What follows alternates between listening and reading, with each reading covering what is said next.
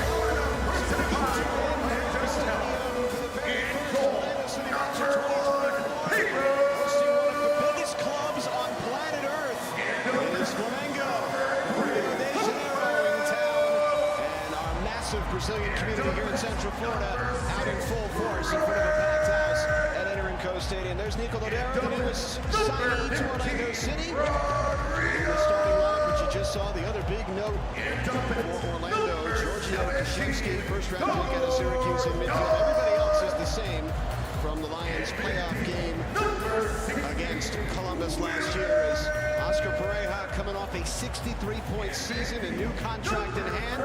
Young Gallardo going on to run it back. They feel that they have a title contender on their hands. Evan, it's a pleasure to be here. What a wonderful opportunity for Orlando City to test themselves against one of the giants, not just in CONCACAF, but I would say in the entire world. I think a lot of these players from Orlando City will remember this day as one of the coolest games in their career, because it's not easy, it's not every day you get to experience this against some of the best players in the world. And so I'm excited for the players. I think it's going to be a great test, a great opportunity for players like Lodero, one of the newest players for Orlando City, a very accomplished and experienced player in Major League Soccer, Uruguayan, that accomplished everything and anything with Seattle Sounders. That's going to come here to boost the midfield and give Orlando City more attack. And I can't wait to see what the kid Kashemski's got. I know you like it. Went to your alma mater, so I think that he's a player that's going to be chomping at the bit to make a statement and raise his hand for Oscar Pareja and hopefully earn some valuable minutes for the first team this year. Fourth Syracuse player to play for Orlando. We like him, we like him. Just waiting on the go-ahead to get underway here at Enrico Stadium. Newly rebranded with tons of improvements in the concrete. Hundreds of new television screens all over the stadium. It's going to be a good year as we start 2024. Orlando City on the ball against one of the great clubs on planet Earth, the most popular club in Brazil, over 40 million supporters worldwide.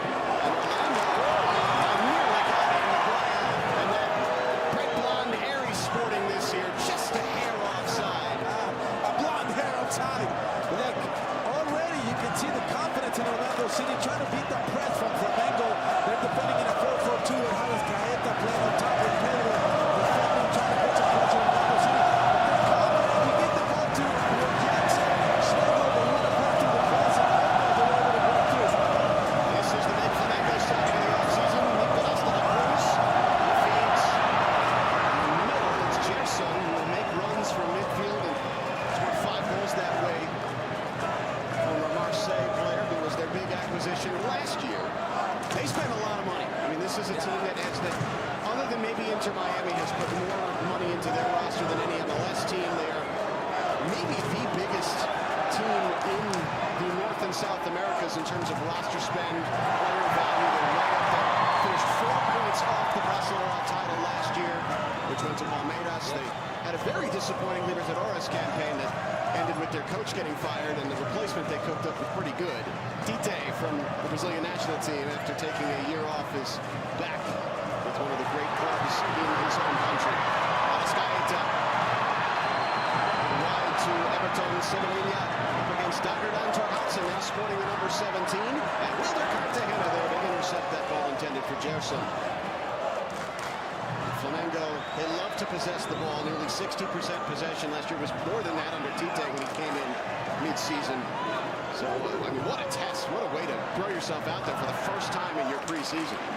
Yeah, no doubt. This is a team that the expectations are extremely high, and they failed to meet the expectations last year. They competed in 5 trophies. They won 0. And for them, it's not normal. They came over a wonderful year in 2022, winning Libertadores, winning the Clube de Regatas, which is a very, very prestigious tournament.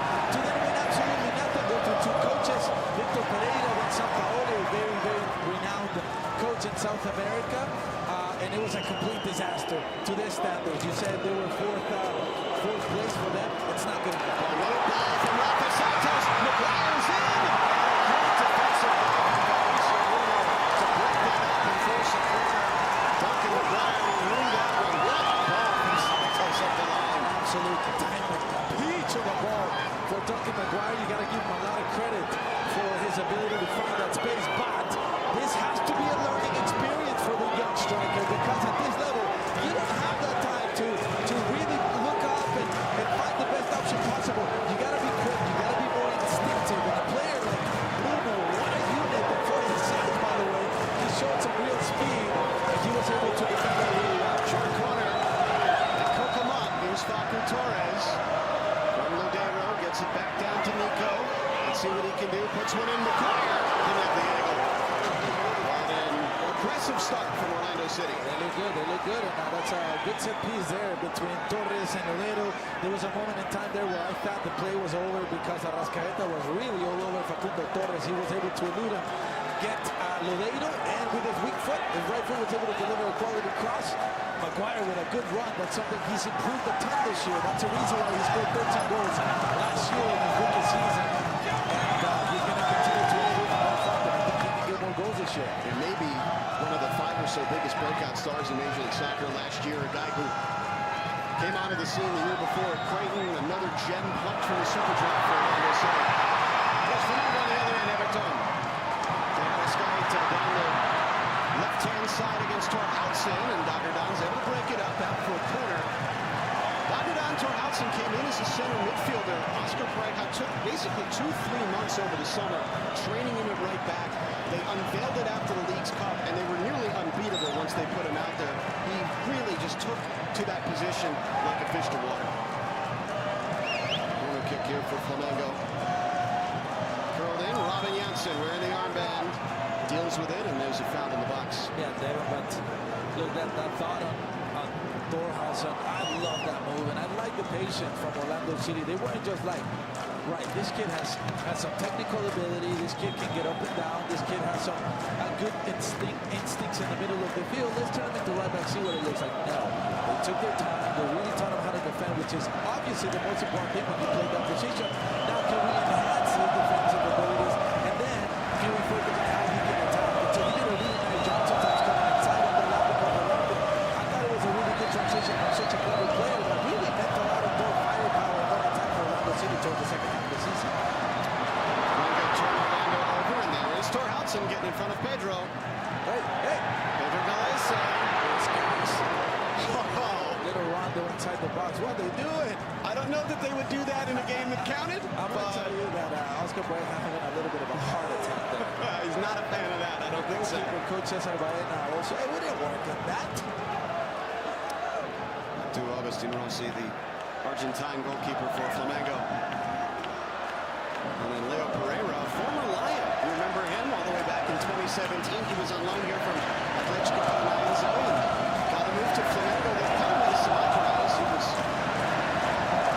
That's a normal transition to go from Orlando City B to one of the CONCACAF giants in Flamengo, but I tell you what, he's been absolutely sensational. It's very hard to starter for this team. By the way, David Luiz, a former Chelsea legend, he's part of this roster. Pereira and Bruno have him sitting on the bench. Now he's up there in age, but this is a player that could still give you really good performances. I would argue he would start for a lot of MLS teams today.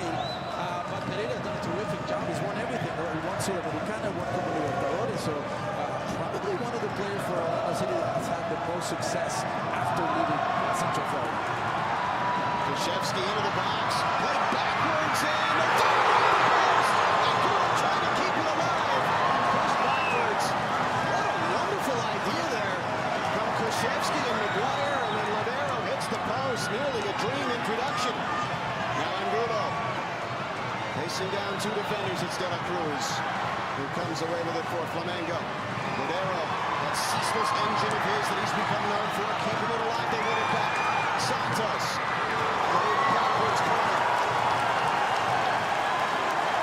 This is really good stuff from Orlando City. I love the intensity.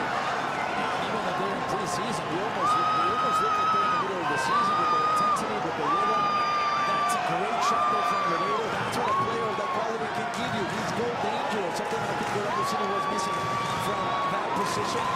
So great play from Orlando City. And their ability and relentlessness to try to get the ball back to the ball. Their counterpunch is very good at the end.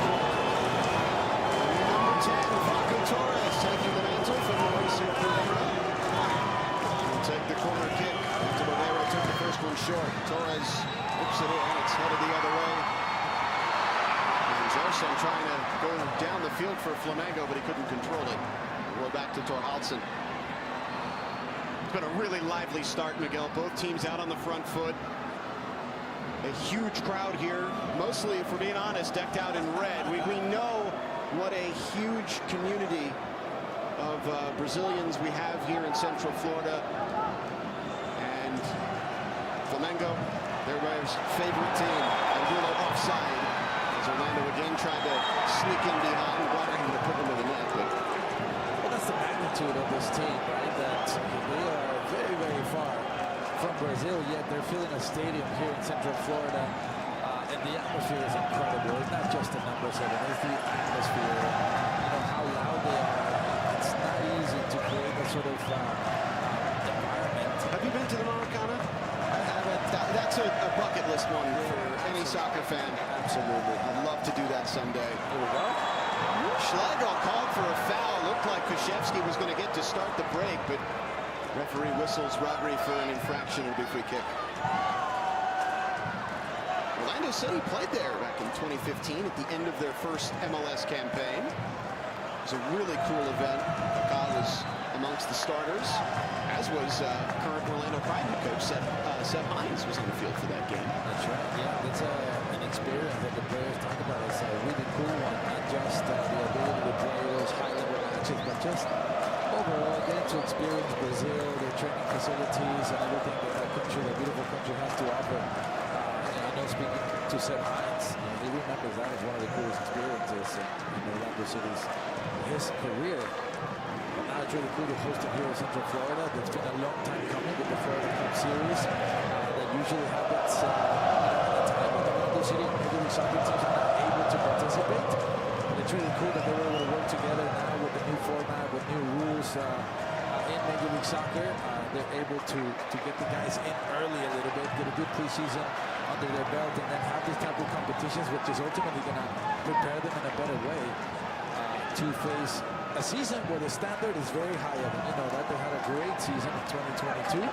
They'll 2023 rather. They'll want to improve that. It's not going to be an easy task.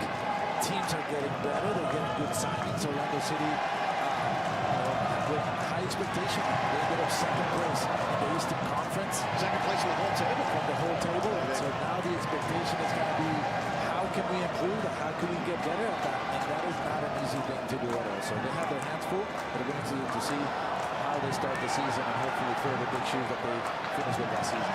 Another throw here off Gerson. And the other thing is, the start of the season is absolutely massive for Orlando City. They start on February 21st. That's less than a month from now with their CONCACAF Champions Cup game against Cavalry up in Vancouver. That's on a Wednesday. Saturday they open at home against Montreal in the MLS season. The next Wednesday, or Tuesday rather, they're home against Cavalry for the second leg. And then their second match regular season is at Miami.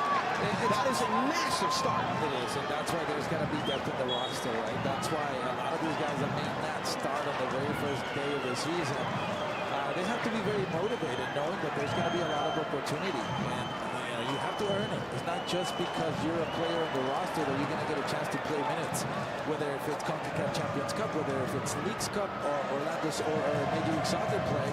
You have to earn it. You have to make sure that you're doing what you need to do to make sure that when Oscar Pareja picks you, you're somebody that he believes can contribute to the team. And that's a big responsibility. It's not easy. Being a player that doesn't regularly get minutes and being patient, because you have to make sure that you're in the right shape and the right mindset and understanding what Oscar Pareja wants you to do when you set foot on the field to be able to be a contributor. But it's going to be a year where they're going to have a lot of opportunity because they're going to have a lot of competitions. Well, Cruz able to keep that alive for Angulo. The Flamengo fans very excited to see him in action for the first time. Guillermo Barrero, the right back, into the box. Goal! That might be the first time Barrero's got to get on the ball in the box. And he finds Pedro. I don't know if he touched the ball the whole game, and he poaches it. 16 goals a season ago, and Flamengo's got the lead.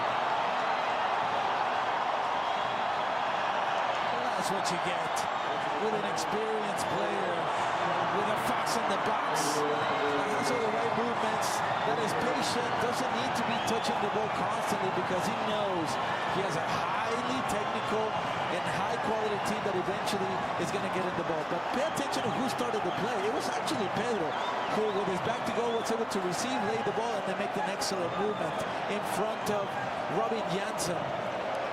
And that finish is just exquisite.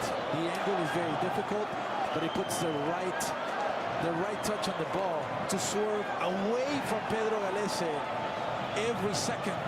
And he leaves the Peruvian #1 without a chance. Flamengo leading 1-0 with a wonderful collective goal and a great finish by Pedro, striker for the Brazilian national team. He's a Rio native. He came up with Flamengo's arch rivals, Fluminense, and went to Italy for a season, played at Fiorentina, but decided to come home and cross the Flu-Fla picket line to go to the red side of town, and has, in fact, unseated Gabriel Barbosa as the preferred #9 for Flamengo. Not an easy thing to do. Orlando looking to strike back. Jorhaltsen a little too quick. And Rossi's there at the near post. That's what happens with this team with such firepower. And Orlando City, I would argue, maybe were a little bit better over the first 13 minutes of the match. Played the game a little bit more in Flamengo's half, created some decent opportunities, hit the crossbar with Lodeiro. But you know that this type of teams have players that can change the game at any moment. And that is the case with Pedro. And you just got to watch out if you're Orlando City, because although it may look like you're controlling the tempo of the game, you're controlling the possession of the game, you are one mental mistake away or a moment of brilliance by one of these players that can change the game in the blink of an eye. Cartagena intercepting in front of Guillermo Varela, who picked up the assist on the Pedro goal. Cartagena bought permanently after his season-and-a-half-long loan spell was immensely successful. Arguably changed the course of the entire franchise when he came into the starting lineup last May, and Oscar Pareja started to play with two true #6 defensive midfielders. That was the puzzle piece that was missing from the start of Orlando's season. They were the best team in the United States from the end of May to the end of the year. You're going to get used to this. Nico Lodeiro popping up all over the place to help his team win the ball. Facu Torres is going to be offside here, but Lodeiro routinely leads the league in ground cover. And you think of him as kind of, similar player to Mauricio Pereira, right? Finesse #10, playmaker, savant, but he's also got this crazy engine. Yeah. What kind of things does that open up for Oscar Pareja? Well, listen, I think it's an easy comparison when you look at Mauricio Pereira's profile and Nicolai Lodero, but I could argue that they're very different players. They're both from, Uruguay. They both kind of play the same position. I think it's very easy to label as like for like change, but they're very different. They're very different. Mauricio Pereira controls the tempo of the game. Mauricio Pereira keeps the possession of the ball. Mauricio Pereira can drop deep, get the ball, and transfer the ball forward. Nicolai Lodero is a player that receives the ball, and immediately he's thinking about one thing and one thing only. How can I progress the ball forward? How can I get in good areas to score goals? And I think for me, that's the difference between one and the other. One is not better than the other one. They're just different profile players. And I think the player that they're getting with Lodero is going to help Orlando City become more dangerous when they have possession of the ball, because he can roam all over the field. He can be on the right-hand side, creating overloads. He can go on the left-hand side. He can drop a little bit to try and get on the ball, and he can shoot and he can score goals. And like you say, he's got an engine. We just got a little nugget. He was third on the team in the beep test in preseason. He's going to be 35 in a couple of months. That's not an easy thing to do. That means that the guy is motivated. I think he's playing with a chip on his shoulder, and I think Orlando City is about to see what it means to have a player that has won absolutely everything in Major League Soccer. He's on this free kick, takes it short. Torhaldsen. Interested to see what they do with set plays this year. Their set-piece mad scientist, Josema Bassan, moving on from the club this offseason. Santos straight to the middle. Schlegel, save Rossi. Diving to his right to put it out for a corner. Rafa Santos is on a heater right now, and a clever little shot from Rodri as well. Yeah, like you said, it's a separate pair set piece. No Josema Bassan, but he left a legacy, Evan, and I think that's important to note, right? It's not when he was here, but what did he leave? And what he left is players that take advantage of set-piece opportunities. A lot of goals are scored in set-piece opportunities, but then once again, Rafa Santos with a quality delivery. And how about Schlegel with a wonderful run and not an easy finish? Great stop by Rossi. Torres again curls it in, headed away by Fabricio Bruno. Santos. Nice ball from Torres. Santos whips it in. Oh my goodness, he is just fizzing them in there today. Unfortunately for the Lions, nobody on the other end of that one. Oh, Maguire, what happened there? It seems like he was afraid to mess up his beautiful blonde platinum hair, because look at the ball and look how close Maguire is. It almost like he went away. He didn't want to really dive to the ball. Credit to Bruno there, who was making Maguire uncomfortable, but that is a bullet of a cross that I think Maguire could have done better there. Now the expectation's high, but I think that there could have been a little bit more of intention there from the young American to try to get on the end of that. Rossi, one of the big signings from last summer from Boca Juniors. Flamengo, they want to play out of the back when they have the ball. Tite is among the great Brazilian evangelists about the beautiful game, and he's a very traditional Brazilian manager that way. Bit of a sour taste from his Brazilian national team stint. They did win Copa America in 2019, but only the quarterfinals in each of his 2 World Cups. That led to his resignation from the team. That's a great bit of play, and Rugar, the Chilean, and Everton Cebolinha can't catch up to it. Rugar was apologizing for that. I'm sorry, man. That was pretty cool. Yeah, that was cool. But listen, we see there the ball from Santos, and that's a great resource there from Schlegel. He knew the ball guys come to him. They work on that sort of play. But going back to your point with Tite, obviously when you have an army and the quality of the Brazilian national team players, the expectation is you got to win. And when you don't, it's a failure. And it is, you go back and you look at any Brazilian manager and you just go to their Wikipedia page. They manage clubs for maybe 6 months at a time on average. It is a quick hook if you don't get it done. Koszewski from Torres to Torhaldsen. This is promising. Great defensive play from Ayrton Lucas. Orlando had 3 in the 6-yard box. They have responded to going a goal down very strongly here. They have another corner. I love this from Koszewski. Look at where he receives the ball. That is not an easy one to receive. Opens up the body, gets Torhaldsen there. He knows he's coming in the overlap. It's a great individual effort from the rookie from Syracuse University. I think Lodero was tapping that in too, if not for the intervention of Ayrton Lucas. Here's Lodero in the corner. Torres coming to provide a short option. Arrascaeta will shadow him. Really great first 20 minutes. The Pedro goal putting Flamengo in the lead. Here's the corner. Maguire Again, closed off the angle outside the 6, and it's just a goal kick. Janssen in there as well. Rossi trying to go quickly for Cebolinha, but out for an Orlando throw. Not easy to control a game against a team of this quality, and this is basically the first 11 for Flamengo. This is about what they'll roll out in a big game that they have to win. Pretty much man for man. I think just the attitude from Orlando City I really love. You know, they're not just coming here to sit back and allow Flamengo to control the tempo of the game. I think Orlando City is doing a terrific job at trying to be the protagonist of the game and taking their chances and defending when they have to, but also being aggressive and being confident to open up when they do have the ball. So obviously you want to you don't care to win this game. You want to work towards what you're going to be doing in Major League Soccer. You're probably not going to be sitting back and being conservative or being pragmatic during the season. That's not what we saw from Orlando City in 2023.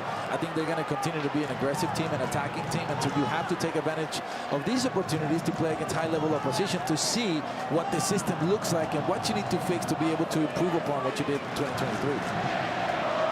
They also know how good they are without the ball. It's not something they necessarily have to work on a whole lot.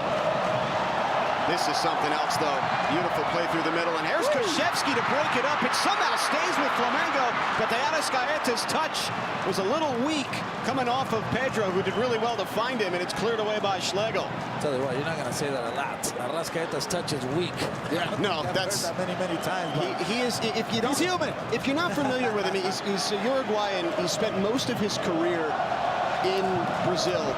But the reason why Facu Torres is facing an uphill battle to become a regular for Marcelo Bielsa is because of that guy. He is such a phenomenal player and a staple in that national team, and a guy that for years people have been clamoring to see in MLS because I think he'd be an MVP candidate in our league. I remember the rumors. And that was certainly an exciting thought to have such a quality player, but ultimately ended up going to Flamengo to replace not only you know, a good player, but Diego, what a legend. A guy played in Europe a lot of his career, now retired.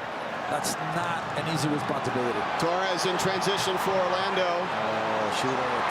Got caught in between minds, but there's Lodero as Pulgar didn't do a great job cleaning it up, but Pulgar bailed out by Gerson. Yeah, that's not an easy finish there from Facu Torres, but you know, there was good runners. There was good runs from Orlando City that were taking away the pressure. I think he could have pulled the trigger there, and maybe the results could have been a little bit different. But you know, it's still early in the season. You know, I hope for Orlando City supporters that Facu's season does not go like the other two, where he wasn't the most productive in the first half, and in the second half he turned it on. Yeah. Maybe this year he can turn it on from the beginning. Yeah, you don't want to be a slow starter. Well, and you can always tell when he's playing with confidence when he is shooting. Yeah. And he's taking those chances. I'll tell you what, but he's a player that should be very confident, taking a more protagonist role with the Uruguayan national team on the Bielsa. And yes, Arrascaeta there, but I still think there's an opportunity for Facu Torres to be a player of weight. Absolutely. That system. He's hopefully for him be part of that World Cup team in 2026. And actually play. Right. Yeah, he was on the roster, but I think you're right. I think there absolutely is an opportunity. He'll be 26 years old. Yeah. What a chance for him to get into that team and play in the country where he's made his professional name. Yeah, and you know, there's signs from Bielsa that he's going to count on Facundo Torres a little bit more. I know there was a friendly recently where there was a penalty kick and Facundo Torres was the one that took it. Yeah, last summer against Cuba. That is a sign. To me, that is telling. That to me, that is a coach that has confidence in a player, and that can be a very important piece in this process. And he's never lacked for bravado. He's never lacked for confidence. He wanted the number 10 shirt. I know this when he came here in 2021. Or 2022, I should say, and Mauricio Pereira was there, and he deferred to the captain and took the 17 from Nani. And as soon as Pereira was gone, Torres said, okay, it's my turn. And he is going to wear the number 10. 27 goals in 79 games in his Orlando career. He's never missed a penalty kick. Won him the U.S. Open Cup in 2022, just ice cold under pressure. Yeah, but I tell you what, to me, wearing that number 10 jersey adds a little bit of weight. Oh, yeah. And adds a little bit of pressure. So I mean, I like his confidence in wanting that number 10 jersey, but that is an iconic jersey, and it's not an easy thing to wear. And I'll tell you what, it does require, you know, some responsibility, to be honest. I mean, let's think of Orlando City's number 10s, and he's, Kaká. Yeah. Good luck with that one. And then a guy in Mauricio Pereira who will never buy a drink in this town again. You know, the guy who captained you to your first MLS level trophy. Yeah. So, absolutely, I think he's got a lot to live up to, but he's proven that he is willing to take on the challenge. And it's not as if he doesn't have support. Martin Ojeda is not active today. He was in Argentina doing some paperwork. He has just returned to the country. They need to get him back into training. But that's another huge piece, a DP who showed a ton last year. Oh, Varela able to beat Santos to this one. Could be something for Flamengo. De Arrascaeta, back post. That one was beautiful. And out for a corner as De La Cruz couldn't make the most of it on the other side. That's more like it from Georgian De Arrascaeta. Yeah, but these are some of the things that Santos is going to have to improve upon, because that is a beautiful ball, but it's a very long ball, and he shouldn't be surprised by the fullback running behind them, because he can see that ball from a long time, but he lost sight of the ball. And when you lose sight of the ball, you're going to get in all kinds of trouble. And right there, Pedro Galese was complaining about a potential foul, but I think it was a clean play. Shot from distance, and whistles blow. It's a foul of a yellow card to Cartagena.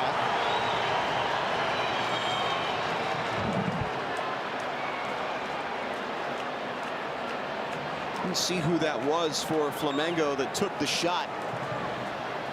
Yeah, but I tell you, Cartagena is not complaining about it. He knows that it was a hard challenge, and you know, it was very De La Cruz. It was very late after the play. De La Cruz coming to the opposite side to try and get on that ball after the set piece, and Cartagena left him with a little souvenir to take back to Brazil.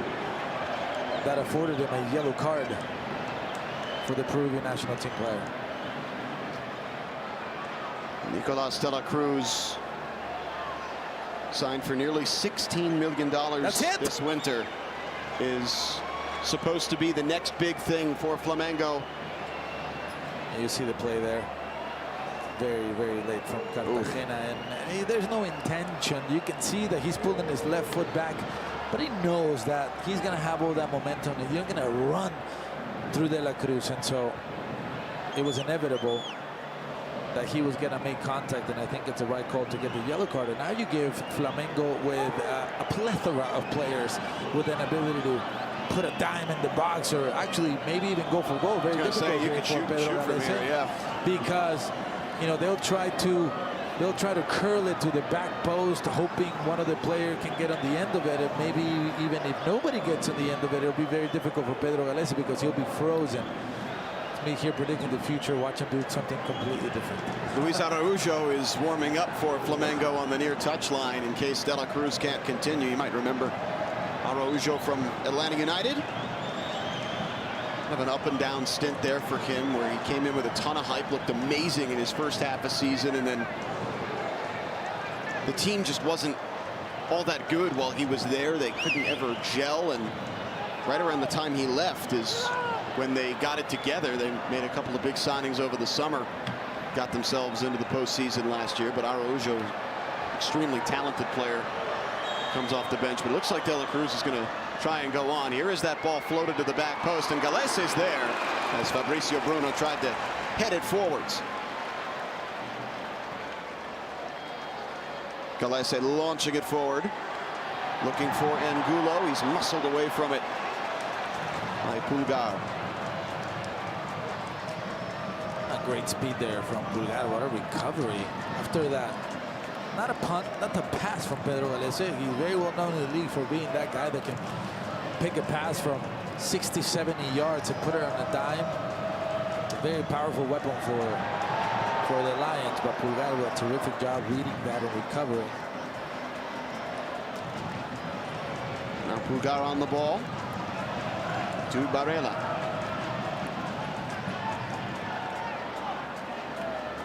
Arrascaeta to combine with Pedro, and Koshevsky shuts him down after Pedro popped the ball up and was ready to blow past him. And hey, listen, Hey. if he does that to you, you might as well foul him. Yeah, let me tell you something. But hey, imagine Kuchevsky. I mean, he came from playing in college Syracuse. Now the dude has to defend against Pedro. I mean, he's gonna call his parents and he's gonna tell them about this moment. And I love the bravado. I love the attitude. Like, he's not really apologizing for it. He knows he committed a foul, but I like his confidence. I like what I see from Kuchevsky. Hopefully he can continue to develop. And look, Orlando City doesn't have Junior Urso anymore. Orlando City now has Cesar Araujo, who's going to be part of the Olympic team for Uruguay. Certainly looks that way, There yeah. will be opportunities for Kuchevsky to sneak into the first team and earn some valuable minutes. Again, talking about how many competitions Orlando City is going to participate in. So I like what I see so far from the young midfielder. Got the hydration break here as the two teams catch their breath. And yes, we have a January hydration break. It is in the mid-80s today. Just a gorgeous day. Beautiful, beautiful. Here in Orlando. Just like Robin Jansen's hair. It must be a thing going around the team. Look at the blondies. Well, it's funny because McGuire comes out with the blonde hair. Slim shady. And Jansen's almost seems to have one-upped him and gotten even brighter than that. I think you and I are going to have to do the same thing. If I do it, I don't know that anyone's going to be able to tell.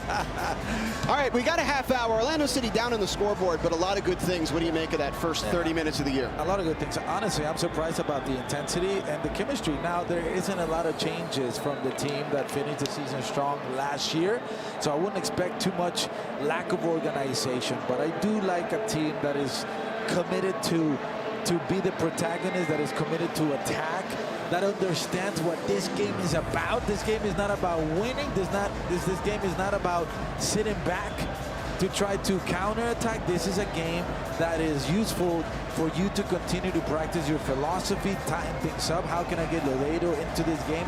What can I expect from a player like Kuchevsky?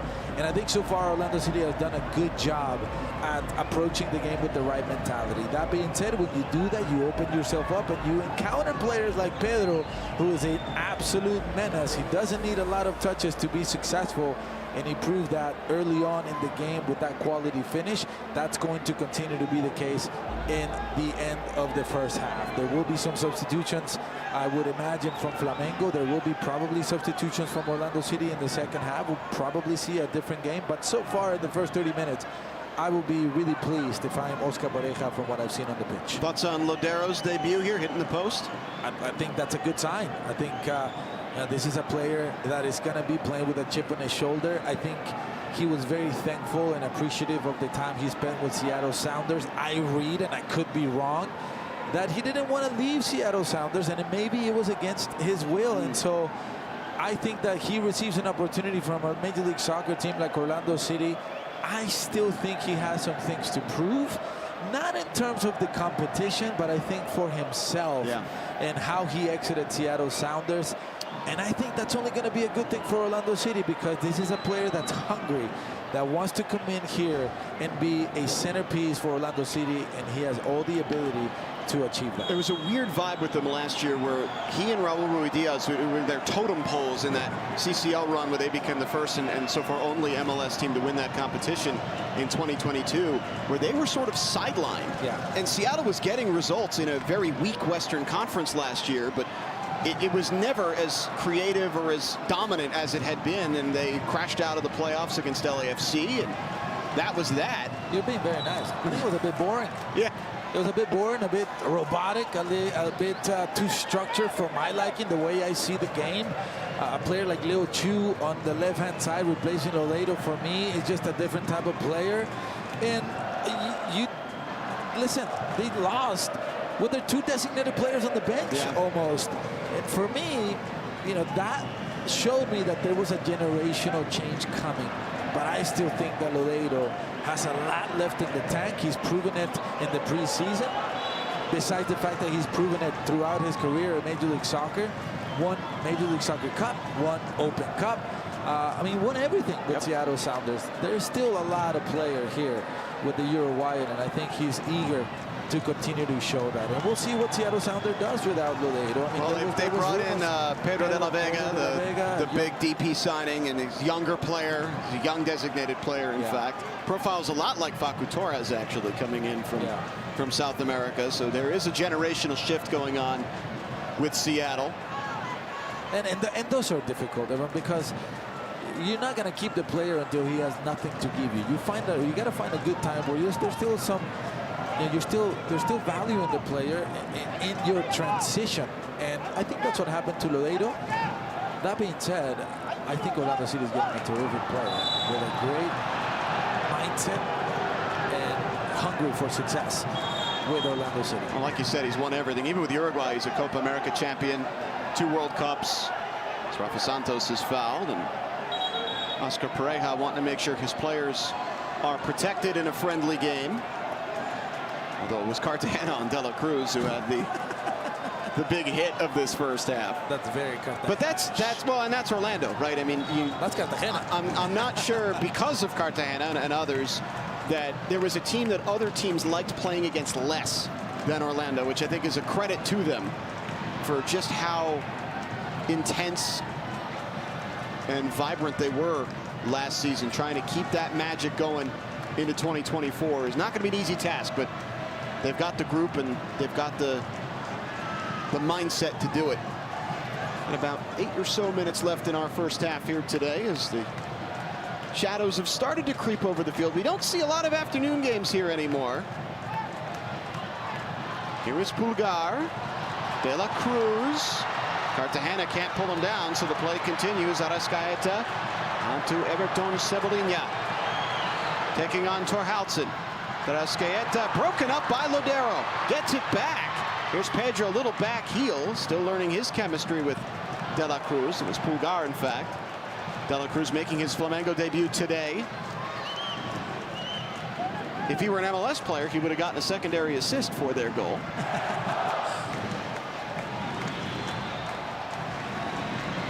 I'll tell you what, XG is growing on me. I knew it. Yeah, year with Apple, and I knew you would come back to me with all of the numbers. Hey, listen. You got to use it right. It's not, you can't just spout it. It doesn't mean anything unless you contextualize it, but it's got some value. It's got some value. I think it's got some value. So, it's growing on me. It's growing on me. We'll see. I'm so thrilled to hear that the numbers folks over there have gotten into your head. You spent too much time with Weeby. Here's Flamengo across the timeline. Everton. Gerson. Varela's been very dangerous down that right-hand side. Another big signing for them last year. Looking for De La Cruz. There's Cartagena this time. Gets out in front of him. Such great positional awareness from Wilder. Nico out to Maguire. We got a counter press from Flamengo. And Kuszewski this time unable to handle it. Everton. Arrascaeta leaves it for Pedro. Pedro shoots just wide. Tough angle as Janssen closed him down, and he nearly got himself a second. That's a great chance there from Flamengo that comes from the pressure and the inability from Kuszewski to control the ball in a very dangerous area, and that's what he's going to have to fix. Cannot lose the ball in those areas. You got to be clean. You got to be technical in that very particular zone, and they almost end up paying the ultimate price. Pedro with a great run and a solid finish that gave it a little bit too much whip. But Kuszewski is definitely going to remember that one, and something that he needs to improve upon. Oh, it's a great ball from Lodeiro, and Maguire just second best to that as Ayrton Lucas got back there in time to recover it. Yeah, very good from Lucas, their left back. He's been tremendous in his recovery with a team that plays very high, that's very aggressive, and he's had to use his athleticism and his speed to recover a couple of times. This is another player that was part of the roster in the World Cup in 2022, fighting for minutes with none other than Felipe Luis. So Flamengo with decent players in the back line. And Felipe Luis just retiring last year. Here is Torres. He overshoots Maguire, but here comes Torhaldsen on the other side. Lodeiro checking in for it. Cartagena. Orlando looking to get that goal back before halftime. Lodeiro around to Janssen. Torres popping up on the left. Santos has had venomous delivery today. Slips it in for Angulo. Angulo combining in the box. Angulo!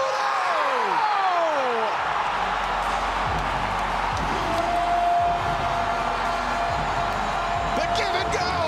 And Ivan Angulo, back for good this offseason, ties the game at one apiece.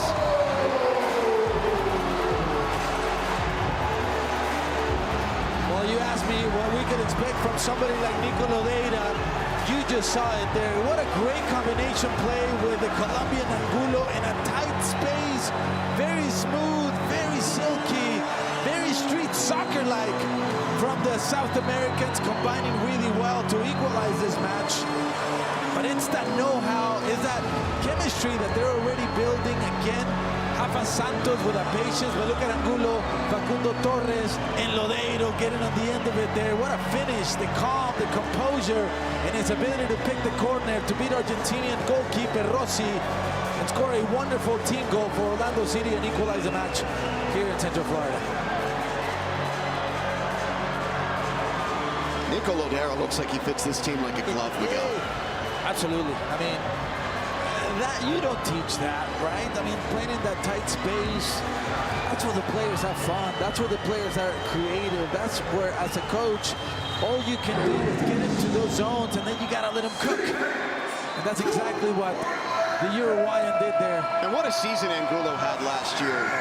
Orlando's best pressing forward. Here he goes again. And taken down by Varela, it sure is. It is yellow for the right back of Flamengo, and just like that, City will have another set-piece opportunity. Try and take the lead before halftime as Angulo terrorizing Guillermo Varela. Just like you jinx players sometimes because you say something good about them. Sometimes it goes positively, Evan. And you were speaking highly of the pressing ability of number 77, Angulo, and he showed it exactly as you mentioned that. And Varela had to come from behind and stop him, because if he doesn't, I think we're singing the second goal. And Orlando City taking advantage of that momentum. What a player Angulo has been for Orlando City in the last couple of years. Finally, a replacement for Luis Nani. Yeah. Who was a very difficult player to replace, obviously because of his quality, but Angulo has done a terrific job filling those spots. Totally different type of player, but the same idea. Here's Lodeiro for Torres, who skies it. Thought there was some contact, but in the end, not enough to coax anything out of the official in a game like this. And that was a really good play. And I think Facundo Torres doesn't take full advantage of that. Of course, there was pressure there from Gerson. But another set-piece opportunity for Orlando City that they worked really well. Just to find a product was lacking there. But great job here from Facundo Torres to recover the ball right away. Had some help from Torhaldsen as well. Maguire in there. Torhaldsen to Koshevsky. Lovely touch by the rookie. Here's Lodeiro. Puts it in, and there's nobody there to put it on goal. Koshevsky! What a chance! In his first professional game against one of the biggest teams on the planet, he makes a brilliant move to get them in and then nearly scores the go-ahead goal. Hey, but look at what Lodeiro is again on the right-hand side. We talked about it earlier. The guy roams around and he finds the game. And I just don't know if Kochevsky is going to get a better opportunity than this one, because there's no pressure. He can take his time. He does. He's looking for the $1 million goal. I probably would have done the exact same thing. I probably would have missed it worse than him. But here they come again. For the rookie. Torres. Angulo, Flamengo scrambling back. Here's Torres, clips it up, across. Just enough from Ayrton Lucas. That tuft of blonde hair that he dyed on the top. Maybe the dye was enough to touch that ball. Now Kochevsky, Lodeiro, Torhaldsen. Such an enterprising first half from Orlando City. Ayrton Lucas breaks it up. And stuck out by Schlegel. Well done there by Schlegel to make sure that Pedro doesn't receive the ball. Staying compact with the team, staying connected with the team, and reading that play really, really well. But I love what I'm seeing from Orlando City here towards the end of the first half. Love what I saw there from Kochevsky. Very nearly a dream debut for Orlando City against a top quality side. But again, Lodeiro being the master, the centerpiece of this attack for the Lions. De La Cruz. Fabricio Bruno. Flamengo just trying to catch their breath a little bit, and Fabricio Bruno turns it over. Hits it too far for Ayrton Lucas, and Orlando has got Flamengo right where they want them with 4 minutes to go in this first half.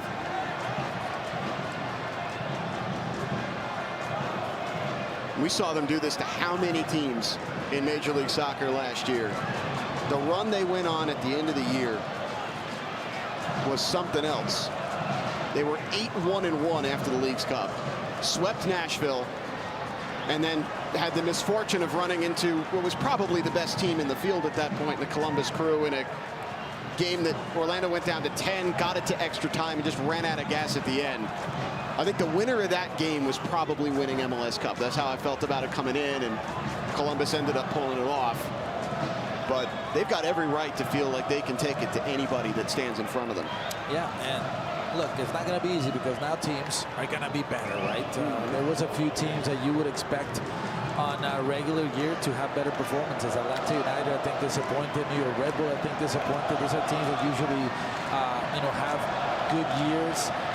Obviously, Inter Miami, you're going to have to think about them as a team that's going to be a favorite, a contender. So there are about 3 or 4 more teams that did not have great seasons last year that are probably going to get better, and you're going to have to fight against that. So how are you going to respond to that, as an organization, not just as a team? What kind of resources are you going to spend? What kind of improvement are you going to make to your roster to be able to compete with some of the teams that have deep pockets and that are not afraid to spend them? So I think, obviously, Oscar Pareja did an amazing job. One of the best coaches in Major League Soccer, did absolutely everything he could with his roster.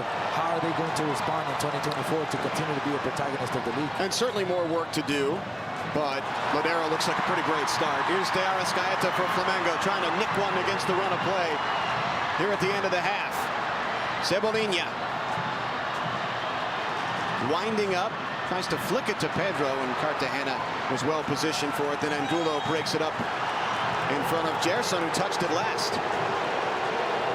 It's good break there from Flamengo, but great job also by Cartagena to recover. We see the play here, great combination, and Angulo, absolutely silky smooth finish there, getting in behind Bruno and his back shoulder. They never knew he was coming. They never saw that little wall pass. But the absolute coldness of the Colombian to finish that one very, very comfortably. Probably going to get the fans very excited as to what could potentially come from Lodeiro, from Angulo, who is now permanently with Orlando City. I think that's a great acquisition from the Lions. And the window not nearly over.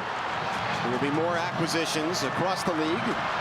Orlando no exception, but what a big-time piece to add very quickly after Mauricio Pereira's departure back to Nacional.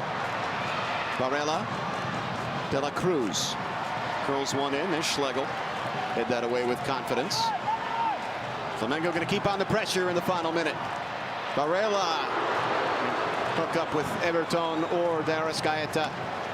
And out for an Orlando throw, and that should just about wind off the clock here.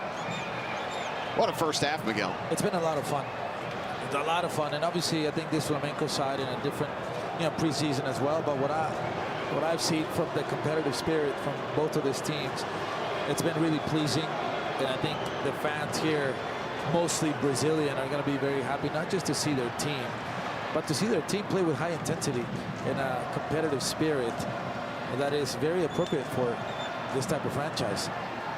And the Flamengo fans, who were in such rapturous full voice for the first 20 minutes or so, they've been quieted down a little bit by this Orlando performance.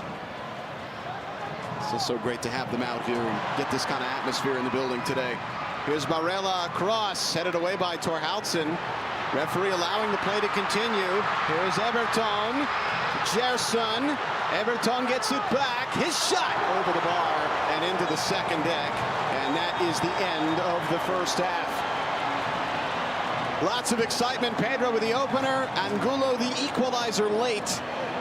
And all square between the preferred first teams outside of maybe a position or two.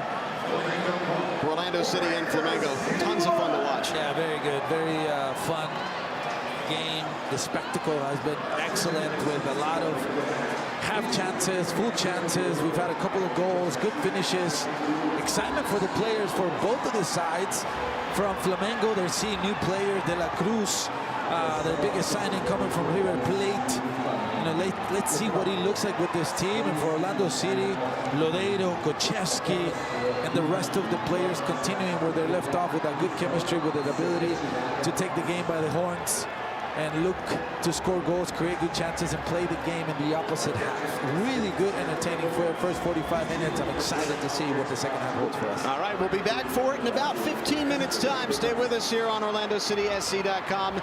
It is Orlando City 1 and Flamengo 1 at half here at the FC Series at Entrenco Stadium.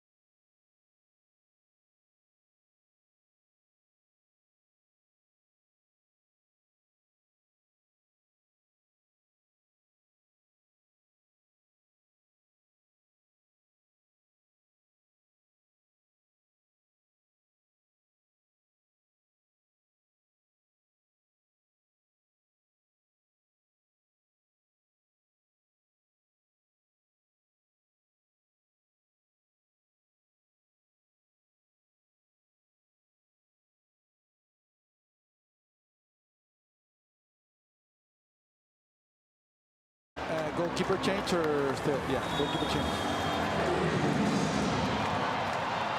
Back underway here at Inter & Co Stadium. Orlando City 1, Flamengo 1 after 45 minutes.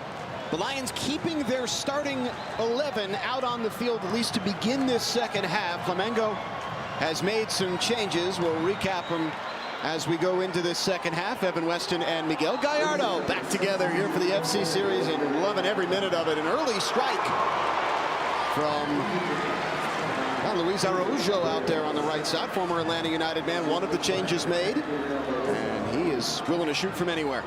Yeah, what a fantastic player he is. Not the best time with Atlanta United. I would argue it was a disappointment because of the quality of player that Araujo is in his time with Atlanta United. But it's not a bad transition to go from Atlanta to one of the biggest clubs in the world, Flamengo, where he's fighting for a starting spot. Obviously, they brought De La Cruz to play in that position as well. We'll see who will be the player that's going to take over that right wing position for Cheche. And remember, they're going to play upwards of 50 games if they have their way, so there's going to be opportunities for both of them, along with Cebolinha and Bruno Henrique on the other side. The other changes for Flamengo, got David Luiz, longtime European player, Chelsea legend, also played at Benfica, Paris Saint-Germain, Arsenal. He has replaced the former Lion, Leo Pereira. Wesley, who was their regular right back last year for most of the season, at just 20 years old, has come on for Guillermo Varela, who had the assist on the Pedro goal. Allen, former Liverpool player, who actually never played for Liverpool. He never got a work permit in the UK. It is notoriously difficult for players from other continents to get a work permit in England, but he was loaned out all over the place and ended up at Atletico Mineiro and finally comes to Flamengo. And then the big change as center forward, where the most expensive player in the history of the Brasileirão, Gabigol, has replaced Pedro, and lots of questions about his future as he seems to be planted to the bench despite his obvious overwhelming talent. He's got a very interesting career. He's now 27 years old. He's in the prime of his career. Got an enormous move to Inter Milan in 2016. I think it was 60 million euros, something like that, which is a lot of money now. It was a ton of money in 2016, and didn't quite work out for him as he had to come back home, and was brilliant to start with Flamengo, but Pedro has usurped him, and at 27 there was a link to Manchester United a couple of months ago, but no one seems to know what's going to happen to Gabigol. Yeah, well, he's still playing for a team, like you say, that it's going to play a ton of matches now. Mentally for a player, how does he handle not being the guy at this particular moment in time? And look, a lot of things change throughout this season. And God forbid there's an injury to Pedro where he will get a spot, but that happens all the time. But this is certainly a player that, you know, I would argue he's happy to be in a club that is such a powerhouse, even in the particular moment that he is right now, because anything could change at any moment. But the expectation is high. Pedro's obviously starter almost for the national team. He certainly played some significant minutes in the World Cup in 2022. It's not an easy challenge for Gabigol, who is certainly another player who's very much in the picture of the national team. He sure is, and wants to be playing regularly in order to stay in that picture. Pedro, another competitor there. Here comes a corner for Flamengo, who have started brightly here. Off the head of Maguire, and then Janssen, and then Robin clears it away. How about Janssen wearing the armband today? Mauricio Pereira vacating the captaincy. It was usually Janssen as the vice captain last year. It would be natural for him to assume that role, although it hasn't been officially declared or anything like that, as now the club's all-time leader in appearances and minutes, entering his 6th year here in Orlando. What a player. I mean, a snub for Defender of the Year. Yeah, ridiculous. In my opinion. Frankly, I'm totally with you there. I think he had a strong case to be named the goalkeeper of the year, because that's just his ability to affect the back line defensively, but he's an asset when it comes to breaking lines with his wonderful and very well-educated left foot.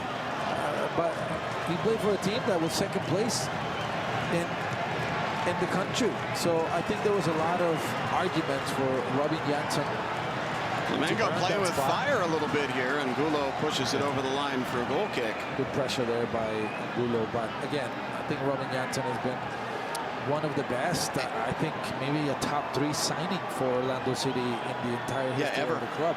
I'm with you. And a guy who, he was the only constant on that back line last year. I mean, you know, Santos didn't solidify left back until midway through the season. You had Antonio Carlos and Schlegel in and out, and then right back was a carousel. You know, you had Holiday, and then he got hurt. Kyle Smith came in, then they made the move with Daggerdan, and Janssen played every game. He was the one guy that was always back there. Had just an insanely good year. Just turned 32 years old. And he didn't really know what to expect when he came here, and I think he's gotten more than even the most wildly optimistic could have hoped. Here's Angulo from distance, right at Rossi, spills it. But a big save from Fabricio Bruno to get in front of Maguire. Thorhaldsen taken down by Cebolinha. It'll be a free kick for Orlando. Good start here for the Lions, picking up right where they left off, Evan, where they finished with 63% possession in the first half against Flamengo. That in itself is already a big accomplishment. They're picking up where they left off in the first half. Thorhaldsen getting involved in the attack. Good positioning in his rest defense, ready for the counter press. Angulo here with a great individual play, with a good strike with the goalkeeper from Flamengo, Rossi, with not the cleanest of saves. Left it there in a good area, but good defense there by Bruno to clean the danger. Lodeiro, arguably man of the match so far in his Orlando City debut, to take the free kick. The 34-year-old MLS legend strikes it right at Rossi, who makes a comfortable save. Lodeiro can certainly score from free kicks. It's a piece of his arsenal. But that one, not quite his best effort, but we're going to see him score a worldie or two at some point this year, I think. Yeah, you still got to think about, it's probably preseason, intensity can be achieved, but the quality sometimes is difficult. Their legs are heavy right now. All the running they've been doing, preparing for the league. They have to be very careful, the coaching staff, how they handle the loads, because they do have competition very soon. Flamengo trying to go down the right-hand side for Wesley, who is a limitless engine at 20 years old, played 42 games at right back for Flamengo last year as a teenager. They brought in Varela to provide some experience and stability, but Wesley certainly one for the future for Tite, and is going to make them a nifty profit at some point as well. That's another sort of interesting thing with these, you know, Brazilian giant clubs, because they feature players like Pedro and Gabigol and Arrascaeta who are playing their primes there, but then they also sell superstar talents to Europe. The most recent major one to come out of Flamengo, Vinicius Jr. He's decent. He's not too bad. Here's Koszewski. Good ball across and earns a corner. Varela is still in the game, by the way. It was Ayrton Lucas who came off at left back, and Varela moved over from right to left. Just a housekeeping note. He was the one who pushed that out for a corner. Bright start for the rookie, Giorgio Koszewski. I like it. I think he's done a really good job. It hasn't been perfect. He's lost a couple of balls in good areas. One of them that turned into a half chance for Flamengo. But so far, I think he's been good. He's been confident. He's been busy. He gets in good areas. He's not afraid to get on the ball, which is a very important thing. So the attitude is there. The quality is there. Let's see how quickly he can transition into playing high level, to think faster, to play quicker, and understand the tactics for Oscar Pareja. Lodeiro, second try, played away by Gerson.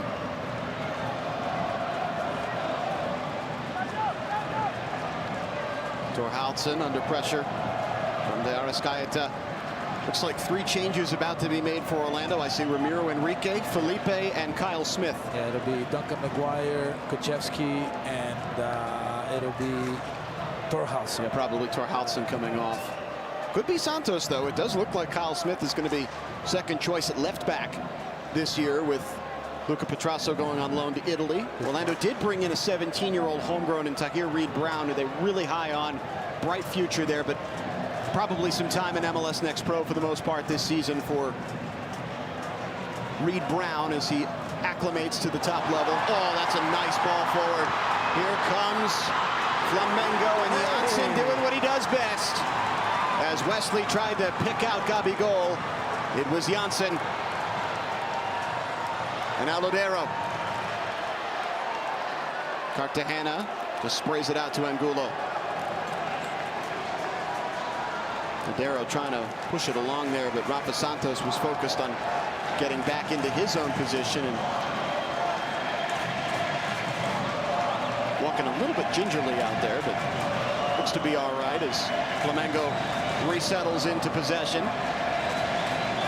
And listen to these Flamengo supporters.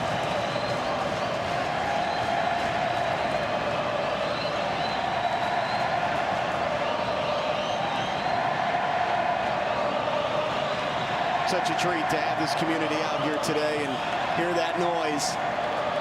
They're right at home. And this is incredible, the way that they have filled the stadium.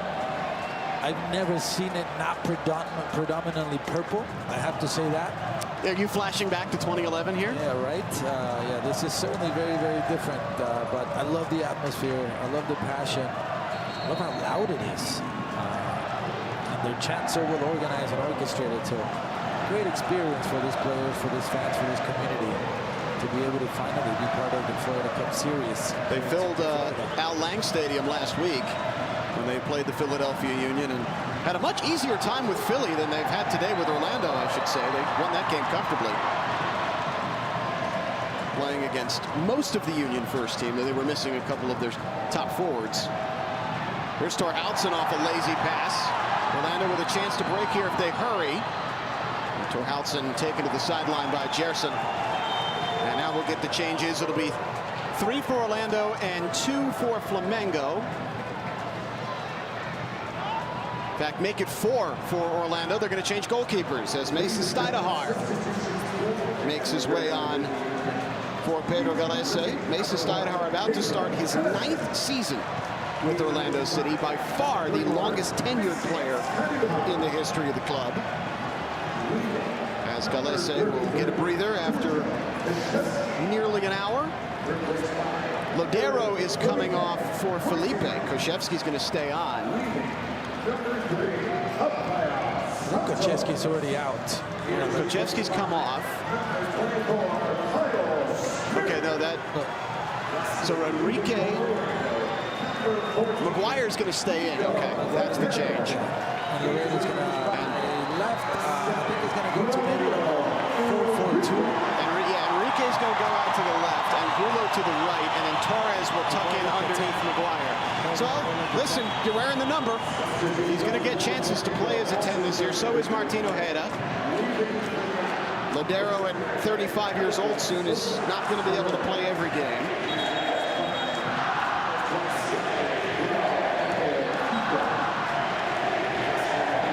See Bruno Henrique check in for Flamengo, a long-time Flamengo player, beloved at 33 years old.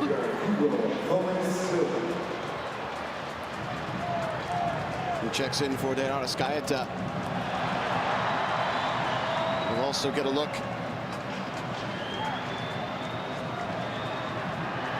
at one of their youngsters, Victor Hugo.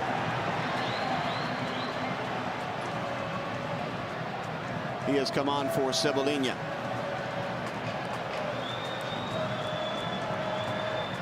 So it'll be Bruno Henrique on the left and Victor Hugo at the 10 behind Gabigol for Flamengo. All right, friendly housekeeping, always an adventure. I think we've got it all squared away. The Orlando midfield, by the way, is Cartagena, Felipe, and Torres, with Enrique, McGuire, and Angulo left to right along the front line, and Smith is in at left back for Rafa Santos.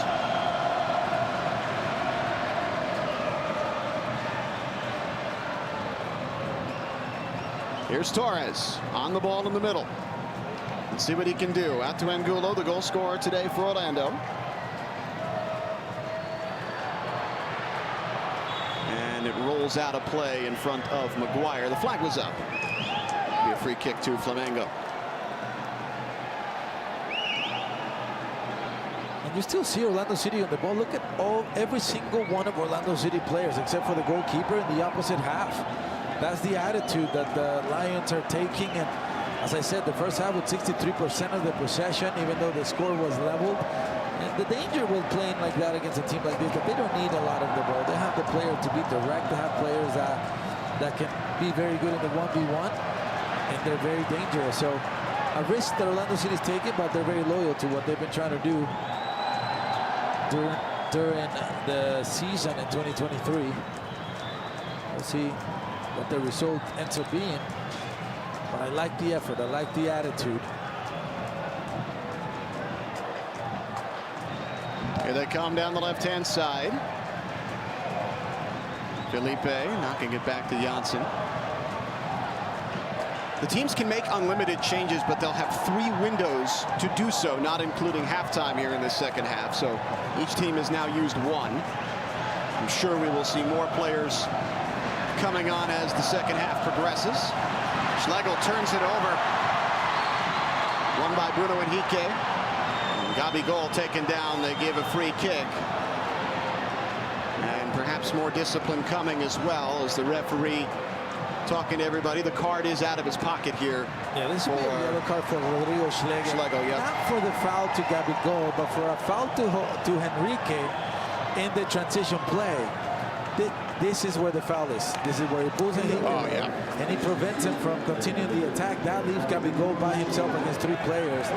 That wasn't even a foul, but the referee calls that foul just to make up for the other one. And that's why Schlegel earns that card.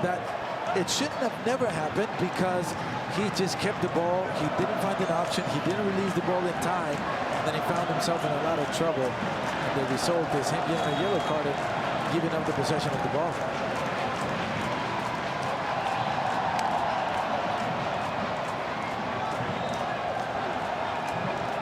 And Victor Hugo having a little bit of a problem here. They're going to check on him. He is just 19 years old. 3 goals and 2 assists in 36 games as the Arrascaeta's understudy last year. Typically came off the bench, but got some run. And maybe not on the level of a Vinicius Jr. or an Adriano that Flamengo has produced in the past, but certainly a bright young talent that will be playing his trade in Europe before too long. No doubt, Kevin. I mean, this is a team that buys players for a lot of money, but also produces players and exports players at a really, really good rate. And they're not cheap. There you go back. Lucas Paqueta at West Ham, Brazilian national team staple as a Flamengo product. Leonardo, great career, and now is the head man at PSG. And of course, Zico is the original. Absolutely. What a legend. They're doing the wave here at Inter Stadium. A sea of red. And the wall in purple participating as well.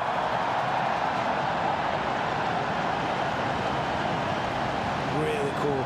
Love the atmosphere. Love the wave. Never gets old. Unfortunately, Victor Hugo will have to be replaced for Flamengo. No reason to push it, so he only gets a few-minute cameo here. An 18-year-old who was another big-time prospect, Mateus Gonçalves, is going to replace him. He spent last year at Red Bull Bragantino. Now we'll try to break into the first team. Orlando's going to make some changes. Mikey Halliday, Shaq Mohammed sporting a new number, number 23, and Jack Lynn have come on. It is the end of the day for Duncan Maguire. Facu Torres. Dagerdan Torhaldsen in a really interesting, Dagerdan is still in. How about this? Cartagena comes off. Kyle Smith is playing in midfield with Mikey Halliday at left back. What do you make of that, Miguel? Well, I remember when Kyle Smith first came to Orlando City, he was playing there quite a bit. And, you know, this is a player that Orlando City, that Oscar Pareja calls him El Soldado, the soldier, because he's going to put in a shift. I don't know about how much he can get out of him there, but he'll do a job. And he may not be a game changer, but he's somebody who's going to you know, be smart, be sensible. Perhaps the really interesting wrinkle there is Halliday at left back, where the backup job behind Rafa Santos might well be open, and with Torhaldsen having entrenched himself on the right, I mean, Mikey is a guy that they want to get on the field, and if he can do a job over there at left back, all the better. Might have to right here as Flamengo gets on the ball from Janssen. Push it across to Barella. Himself has played both sides of the fullback position in this game. Looking for Gabigol. And nothing there, as Janssen says, quiet down to the Flamengo supporters. What'd you think? Yeah, no, I don't think there's anything there. He did a terrific job at just shielding and, you know, using his body to make sure Gabigol did not turn and take the strike. Gabigol, unfortunately, will not get an Oscar for that one. Yeah, they just released the nominees. Not good enough to get an Oscar there. Great job there by the defender. Very smart. That is just understanding the position very well in this situation. Not surprised by the Swedish Viking. And the attitude towards the fans. Yeah, I probably, I was paraphrasing. Would be very nice. Halliday. Felipe just having a lark, and it's into the stands. What a treat by Jacqueline to Mom. I played against David Luiz. He defended against me, Mom. Yeah. That is very cool. Jacqueline, listen. Tons of goals. Goals for fun. There's a chance for him this year. There really is. He is by far now in the 2-year existence of the league the highest goal scorer in MLS Next Pro history. And you know, the league is still coming up. It's a lot of young players. But listen, 34 goals in 45 games. I don't care what level it is. Yeah. You're doing something right. And he knows how to score. Enrique, and with Gaston Gonzalez, the loan to Nacional, officially announced today, you're going to see more of Ramiro Enrique on the wing. There is totally an opportunity for Jack Lynn at the center forward position behind Duncan McGuire. No doubt. And Duncan McGuire probably going to be on the Olympic team as well. Yeah, no doubt. And that's an opportunity that he has not received. He has gotten some minutes under very difficult circumstances where it's tough to show what you can do because there is no continuity. But I would argue that he still has not received the opportunity that perhaps he deserves after the achievements that he's made in MLS Next Pro. Mind you, that's been difficult because you had a designated player in Urgent Cara. You had a sensational player in McGuire, I leave you. Here comes Enrique, and poor delivery from Bruno Enrique. Easily dealt with by Kyle Smith. Give it up. Angulo doing well to pick out a teammate there. Nicely done against the press from Orlando City. Yeah, well done. Very calm, very composed to be able to break that press. But again, on Jack Lynn, we'll see what he can do because he's a guy that has a goal in him. Jose Mabazan used to say he belongs to the goal. He knows where to be. He's a good finisher. He's got a good header, and he's a good passer. If not, look at that. How about that? Here's Enrique, shoved to the ground. Nothing in it. And now it's the Orlando fans' turn to be upset as Jack Lynn put it on a platter for Enrique. And I think it was Fabricio Bruno who made the play to save that one for Flamengo. It's a great play by Jack Lynn, and I'm glad that he didn't make me look bad because that is a sensational ball to Enrique. Yes, there's nothing there. Yeah, no. Fabricio just puts his hand on his back, but not enough to sell that to the referee. We have not quite seen Robert Downey Jr. in Oppenheimer today. But that is a facet to the game that perhaps Duncan McGuire doesn't have, that Jack Lynn has. I mean, the ability to see the pass and play a through ball, to come and get on the ball. I don't know, if I'm being honest, exactly what he's missing to be able to get a bigger opportunity. Maybe there's a lack of pace. And Orlando City is a very dynamic team that requires runs in behind. It's a team that requires high press. But I don't know if Jack Lynn can do that, because if he can't do that, I think he has something you cannot teach. And that's an ability to smell where the ball is going to bounce and take advantage of opportunities. It's a good finisher. Let's see what he can do. And that OCB team, I mean, they are freewheeling. They're a lot of fun to watch. They just are all gas, no brakes. They score a ton, they give up a ton. Oh, there's maybe the first foot wrong that Torhaltsen's had all day. That one just bounces off his cleat. 17's a winger number. It's interesting to see it on a right back, but I like the trickle up where Torres moves up to 10. Okay, so Torhaltsen moves up to 17. All right, Shaq Mohammed can take 23. And Lodero settling into the 14, which was the number he wore everywhere before he went to Seattle. It was his number at places like Boca Juniors and Ajax. Great stuff though from Lodero in the first half and so good. The second half. I think fans can be very excited about what he can bring to the team, not just in quality but his leadership as well. The point where he is in his career. He looked hungry too. He looks motivated. Like I said, I think he's going to be playing with a chip on his shoulder. I think he's got something to prove. That's offside. Got to go way offside. He could call a foul. Araujo is down. They already lost Victor Hugo. And now Araujo looks like he's going to be all right here. They're going to make a couple more subs for Orlando. Yeah, this is a big mistake by Mikey Halliday. He needs to know that you're never going to be in a situation where you can take your time, pick up your head, and then turn like that without realizing what's going on behind you. Those are the things that a young player has to improve upon, because here he's got about 10 minutes, and then unfortunately, those are the things that Coach Oscar Pareja is going to be looking at. Is you cannot make mistakes like that.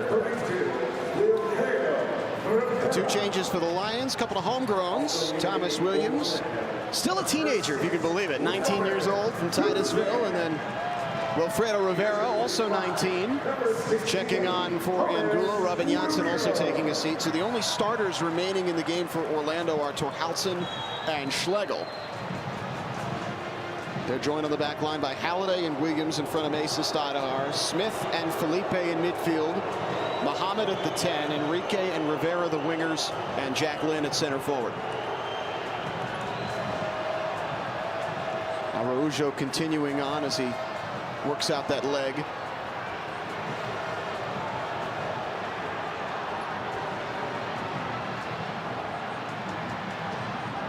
Shaq Mohammed, that's a nice turn away from trouble. That he gets blown up by Bruno Henrique. And indeed, a booking for the veteran as Shaq Mohammed showing his athleticism. Yeah, good dribbling speed there from Shaq Mohammed, who, unfortunately hasn't seen a lot of minutes with the first team. This is a player that was drafted high last year for Orlando City, spent some time with MLS Next Pro last year, grew in minutes towards the second half of the season. But look, everybody's development is different. It's not always straight. And there was something special Oscar Pareja saw from Shaq Mohammed, and that's why they chose him early on in the draft last year. It hasn't shown what he can do, but he's got quality. He's got tools. He also ended up, when he starts to get those minutes. He talked to people around the team about this, and he was a guy who, McGuire took to pro soccer like a duck to water, but Mohammed is almost 3 years younger than Duncan McGuire. He was drafted as a 19-year-old, and it took him a little bit of time to adapt to the speed of the game, to being more of a role player instead of being the man. That's a nice ball across. Torhaltsen shoots one right at Rossi. But Mohammed, as the season went on, really got productive for OCB. It was one of their best players in their charge into the playoffs at the end of the year. He only started 13 games for them. He ended up with 5 goals and 3 assists. I mean, that is a fine return as a 19-year-old, and a chance for him to make more of an imprint in 2024. And that's the beauty of the new structure of Major League Soccer, right? With MLS Next Pro, it gives you an ability to take the draft in a different way, as they call it, draft and stash. And that's what they've done with Shaq here, because he's a player that in the near future, I think he can be a significant piece for Orlando City. Felipe taken down by Gerson, no call. Gerson threw his hands up. Referee lets it go. Now Gabigol looking to get on the end of it. Thomas Williams will have to deal with one of the world's premier strikers. Gabigol settles it back to Araujo as Williams got some support. Allen. Gonçalves. Working against Halliday. Mateus Gonçalves, 18 years old himself. Swings it around to Barella. Gerson. Barella down the left-hand side. Flamengo waiting patiently for the opening. Barella. Cross. Gabigol whiffs on the overhead kick. And now Orlando going the other way. Enrique, all that speed. Wesley trying to track him down. Well, Wesley can fly. He caught up to Enrique. And then Rivera turned over to Bruno Henrique on the other side.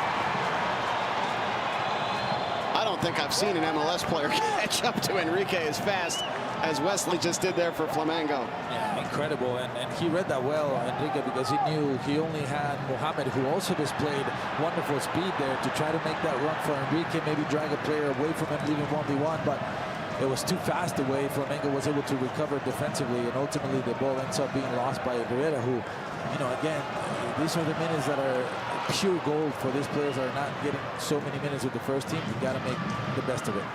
There's Halliday. Got a piece of it, but couldn't control it. It'll be a throw-in for Flamengo. They're getting a couple more changes ready. We'll see some of their academy players. Clayton about to check in, as well as Luis Aucelio, who is just 17 years old. He'll get a chance to play with the first team. They'll be doing that after the hydration break, as the two teams make their way to get refreshed here on a hot winter day in Orlando, Florida. First run out of the newly rebranded Inter & Co Stadium. We've had a really nice game. First half was awesome. Second half, not as awesome. Well, but listen, not bad, not bad. There's still plenty of time left. There's obviously a lot of players that came into the game. Right. That takes time to adapt. You know, you cut the rhythm of the game when you make so many substitutions. It's essentially another game that needs time to start, you know, getting warm and start to see the action. The 60 minutes we saw of the Orlando City first team, though, yeah, what's your impressions of how they looked in that hour? I love it. I love what I saw from Lodeiro. I think fans can be very excited about what he's going to bring to the team and boost the attack. I think Orlando City needed a player like him. I think obviously there's still time to continue to improve the roster a little bit more. We'll see what the front office does, but I think Lodeiro is a great start to boost the attack for Orlando City. Kuchevsky in the middle of the field, I really like what I saw. He was confident. He looked like he belonged. He didn't feel out of place. He was eager to get on the ball. He showed some technical ability. He showed an ability to defend as well. Obviously, a lot of balls that he lost in areas where he shouldn't, but that's normal from a player that is just starting. But he looked comfortable, and I think for me that's the most important thing. And there's an opportunity for a player like him in that position to, you know, to grow into the role, to maybe skip the step of MLS Next Pro and be immediately with the first team as somebody who can raise a hand and say, hey, here I am. I think I can defend, I can attack, I can provide some quality, I can keep us in possession. We'll see how he continues to develop. But what I saw from the starting 11, at least what he showed, I really was very encouraged about. And obviously Cesar Araujo is missing today. That's another piece. He is almost immovable in Oscar Pareja's system, as he should be, because for me, one of the best defensive midfielders in the league. He's going to come back and continue to be that guy, but now he has an extra motivation because he's part of the Uruguayan national team, which is a massive, massive accomplishment. But overall, I think the first 60 minutes are very promising for Orlando City. And for Flamengo, I think they're going to be a little bit surprised about the type of challenge that Orlando City gave them. They had their starting team in the first 60 minutes. Orlando City controlled the possession of the game. Flamengo had obviously a goal, and one of the best chances with Pedro, but Orlando City also hit the crossbar, so it was a very even game that was mostly controlled by Orlando City, and that I think Oscar Pareja is going to be very, very happy with. The 64% possession in the first half in particular really stands out, because you know, possession doesn't mean everything at all, but right, exactly. Flamengo wants the ball, and to deny them that is an impressive feat, especially in what is functionally, let's be honest, a road game for Orlando City here in their own stadium, the way that Flamengo's fans have turned out here today. The changes for Flamengo: Clayton is on for Guillermo Barella, who looks like a real find there at fullback for Tite, and Aucelio replaces Gerson, who is an immovable piece in the middle of that midfield, coming into his prime. Alcelio, 17 years old, going to get a chance here, wearing number 60. That's a pre-first team contract number for Flamengo, but he'll get there. A youngster getting to play with some of the biggest names in Brazilian soccer day in and day out. Here he is finding Wesley on the right-hand side. Gonçalves looking for Araujo. It fizzles out. Mohamed can't handle the clearance, though. It will stay alive for Flamengo and Clayton. Allen looking for Wesley. Steidehar, awkward, but he keeps it out. Mason's best attribute, his ability in the air, and he used that balance and body control to manage to keep that weird one from sneaking in under the crossbar. Yeah, it makes it look easy as well. I mean, the guy is an absolute monster athletically. Very, very gifted at that department. Great opportunity for him. Mason Steidehar, who's had a difficult journey.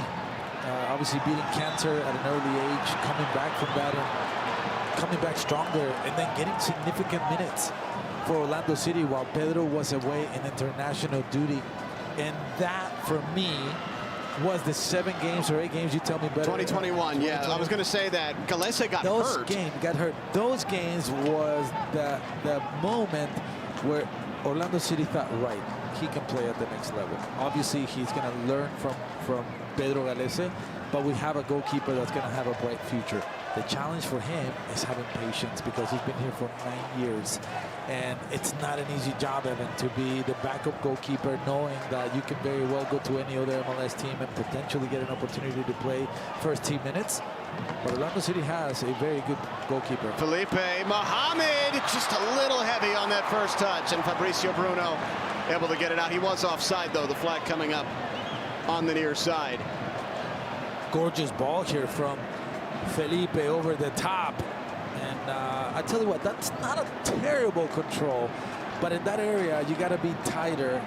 Probably should have used his left foot. That would have been a very difficult one. But listen, at this level, you got to have that in your toolbox. And Gerson, Bruno, who is not a small player, came and reminded him of that, because he just absolutely crushed it. Zakaria Taifi is checked in for Orlando, an academy player who will replace Torhaldsen at right back. Taifi signing in November to go to the University of Portland. He's going to be a pilot, just like Benji Michel before him. Get some experience at the college level. Another one to keep an eye on in the homegrown tracker for the future. Benji came back from Portland after 2 years, ended up as a wildly successful homegrown signing for Orlando City. Taifi wearing number 96 at the right back position. While Flamengo pushing for a late winner, and you see the... So the only player that hasn't come out for Orlando City is Rodrigo Schlegel. Yes, he is the only player who is in there, and he is an Iron Man for sure. You won't see him on opening night, though. He's going to be suspended for that red card he picked up in the playoff game. And we'll see what Orlando City does at the center back position going into the season after selling Antonio Carlos to Fluminense. Flamengo's arch rival in Rio. Here's Wesley looking across, and Taifi, good position in front of Bruno Henrique to play it out for corner. Well done there by the rookie, understanding that in that moment you got to play safe. And what about that from Araujo? Great ball here, but Taifi very alert. He understands that there is pressure behind him. He deals with that very well. A very smart play by the young fullback. Corner whipped in by Araujo and pushed away by Halliday.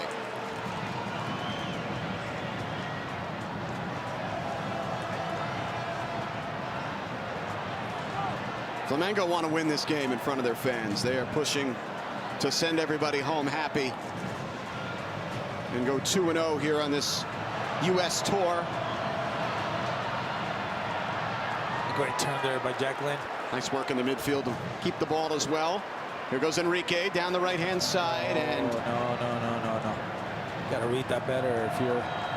They're going to call Mohamed for the foul. Yeah, but Ramiro sends him to war without weapons there.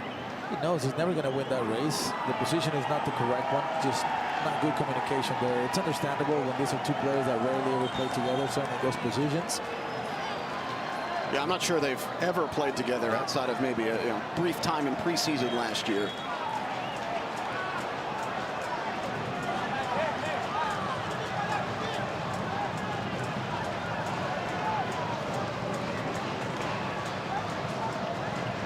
David Luiz for Flamengo, 36 years old. Now the third choice center back in his home country after a 15-year European career.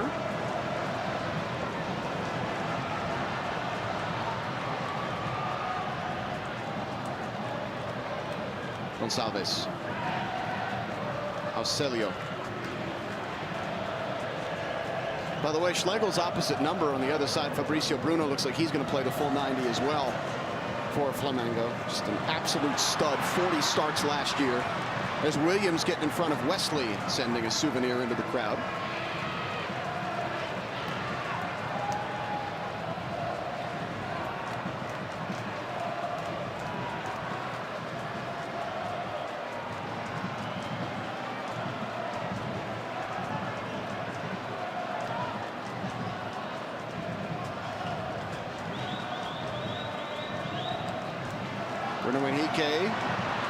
Gabigol popping it back up to him, and Ike trying to maybe dribble it to himself, and Taifi getting in there, but they're going to call Zakaria for the foul and give a free kick to Flamengo. Yeah, that's an unfortunate sequence of plays there, decision-making by Taifi, unfortunately. The first one is he commits to a ball that he's never going to get to, and then he's not able to deal with the bad bounce of the ball inside the box. And then this is where the emotions, you got to calm him down. Obviously, he's got to be very excited. He's getting first team minutes against a great team. But this is about composure. This is about composure. This is about intelligence. And these are the lessons that games like this will leave a player like Taifi. His talent is, it's obvious. It's evident. But these are the things that players like Taifi have to learn from. The responsibility that it takes to be a defender for a first division team. And the margins are very, very small.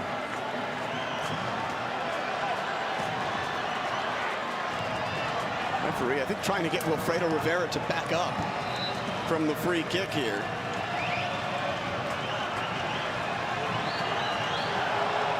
Wilfredo is not thrilled with how far back he's been made to stand.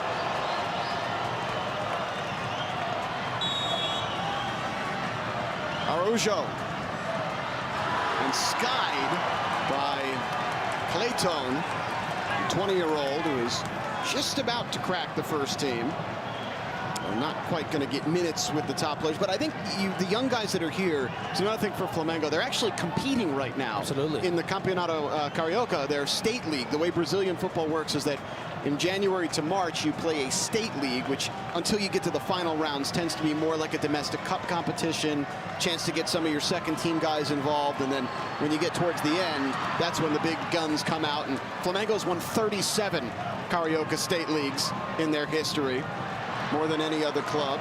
It's usually one of the big four from Rio de Janeiro that takes home that trophy, but then the season in the Brasileirão will begin in April, and that's when this first team will get an impact. So the young guys that are here, the design is to get them minutes with the first teamers. Here are a couple of them, and then the veteran Bruno Henrique at 33 years old. You see their talent.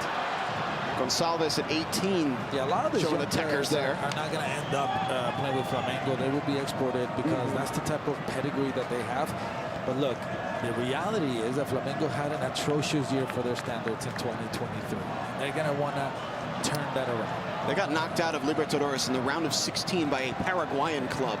After Club Olimpia. Correct. And so there's a high expectation. There's a fan base that's one of the biggest in the world that is used to better. And there will be pressure for them to perform. Obviously, Tite with the national team. Did he have the best time? Probably not. The expectation is higher with that quality, and now he's picking up the pieces for a Flamengo team. Was a complete disaster in 2023. We'll see what he can do. They went through 2 coaching changes last year until the former Brazilian national team manager came to take over. It's not going to be an easy task. The pressure is higher, the patience is lower, but they certainly have the players to be able to achieve success.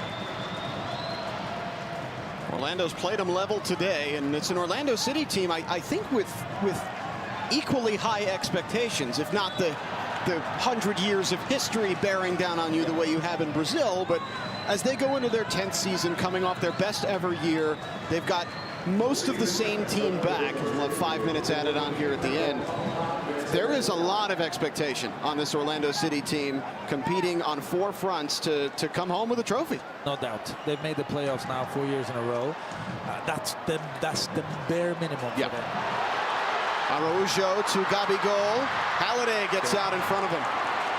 Gabigol looks a step off, I got to tell you. Yeah, he's not done a whole lot today. He's been very underwhelming.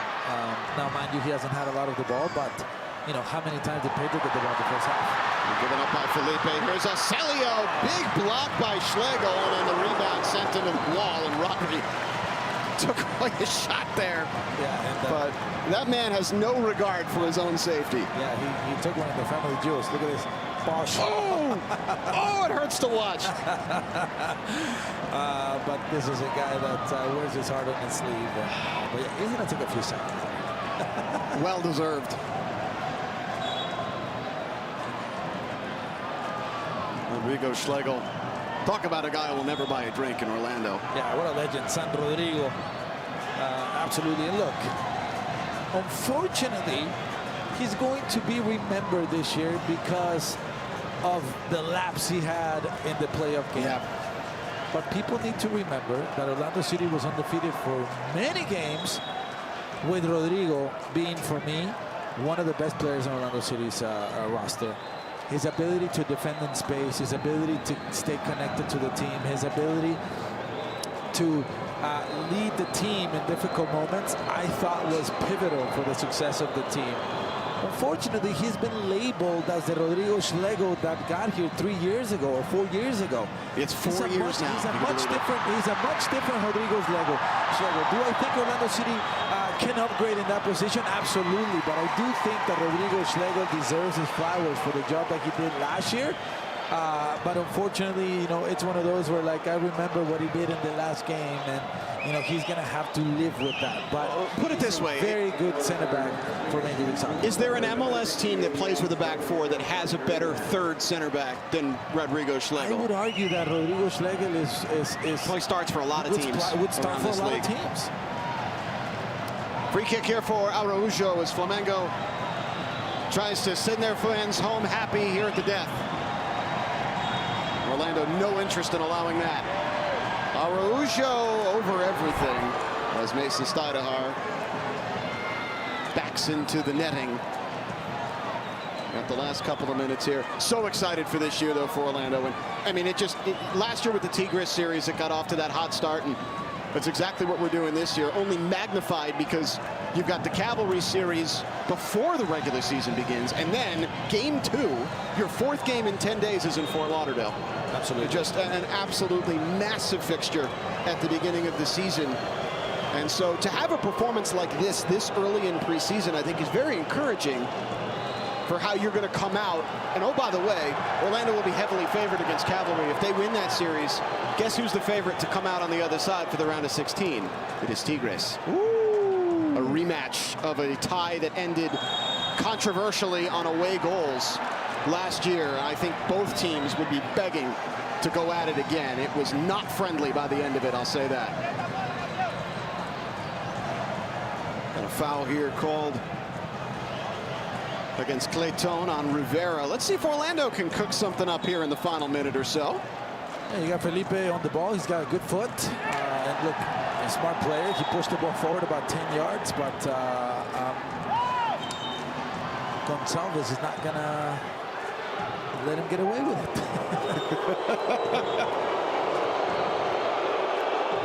That is Flamengo's supporters, loud as can be, trying to put pressure on the Brazilian. I wonder if they know Felipe's reputation. You're not going to get to that guy. He's going to get to you. Here he is, whips one in, but it's cut off by Bruno Henrique. Still about 30 seconds left. Halliday. Mohamed. Go on, Mohamed. Go on, take him on. Jack coming inside. Kyle Smith. Back to Mohamed. He's got Enrique down the left. I think he's probably offside. No, referee leaves the flag down. Enrique curls one in, back post. Headed away by Flamengo. Still in play and finally rolls out. And the Lions will have a corner on what should be the final play of the game. Yeah, good stuff there. Good patience there by Mohamed to wait for the right time to play the ball out wide for Enrique, who plays a decent ball. Let's see what they can do here in probably the last play of the game. Come on, Steiderhart, get in the box.